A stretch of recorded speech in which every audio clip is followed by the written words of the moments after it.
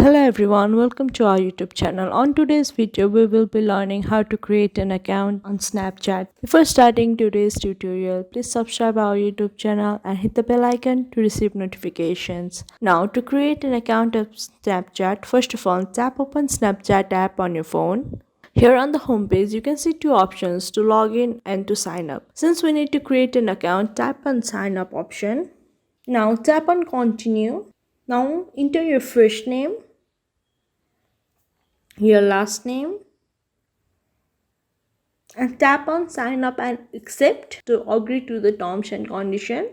Now select your birthday and tap on continue. Now select your username. Either you want to keep the same username or you want to change your username. To change your username, tap on change my username. Now tap on continue. Now create your password and tap on continue.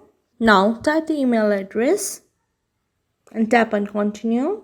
You have now successfully created your Snapchat account. I hope this video helped you learn how to create a Snapchat account. Do like and leave a comment in the comment box. Thank you.